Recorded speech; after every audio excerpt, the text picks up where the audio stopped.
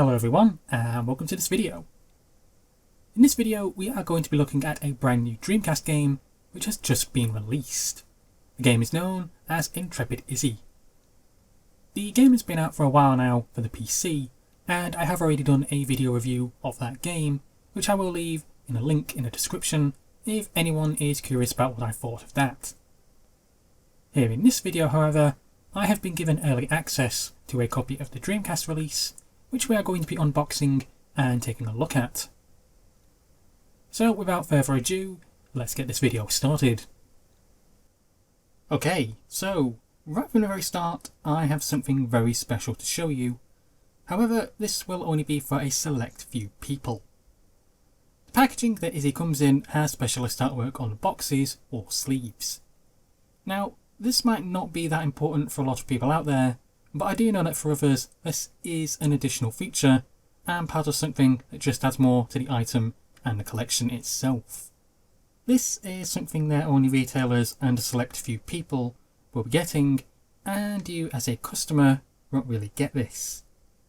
Long story short, it's just some nice artwork on the packaging and nothing more.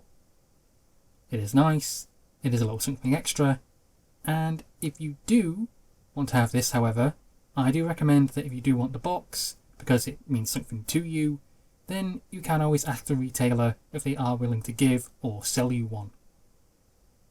It's not a big thing, it's just something that I wanted to show off, because to me it looks very nice, and I know that some collectors out there will like this sort of thing. Okay, so here we have what should be the final release version of the Dreamcast edition of Intrepid Izzy. Right away, I have to say that this looks very nice indeed, and I feel quite giddy in a way because this is my first physical copy of a game that I've held or gotten brand new within about 6 or 7 years. If we take a look at the artwork on the cover, it's nice, it's clean, it's crisp, it's in high resolution, and it is printed well. A lot of thought clearly went into the front cover because it stands out, it makes you look at it, and it makes you take notice. You then take a look at the case, you look at the corner, and if you're like me, you're like, oh, there's a Dreamcast icon in the corner. Oh hey, wow, it's a new Dreamcast game. Holy crap. Well, I did anyway, but that's probably only if you're almost 40 years old and actually had a Dreamcast when it first came out. If we then take a look at the back of the case, it has to be said that the team did a fantastic job here with the design for the back, and it really does make you look at it and go, this is pretty impressive.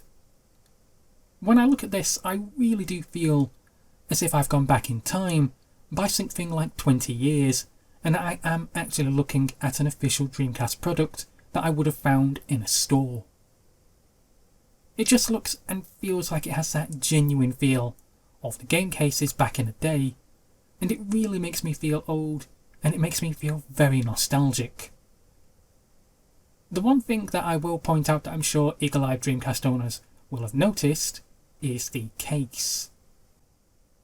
If we look at what we have here, looking at the case, it's a single sleeve dual case, and no matter which version that you've ordered, whether it be direct from Wave, Dragonbox, or the Senile Team themselves via the Kickstarter, it will be a single sleeve dual style case.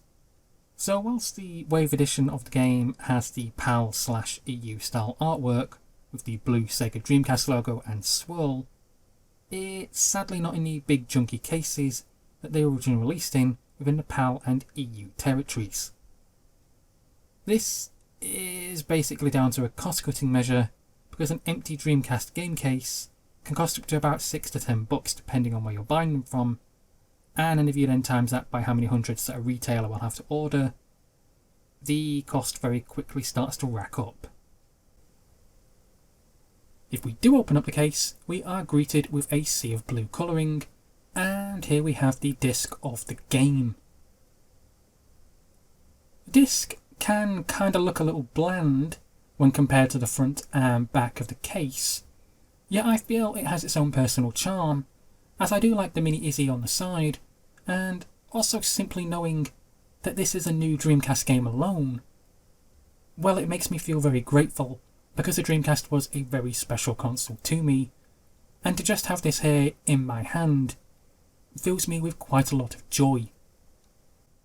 If we open the case up and have a look inside, we can see the manual for Izzy, which also happens to be the front cover, and it's got the usual what you would expect to see within a game manual.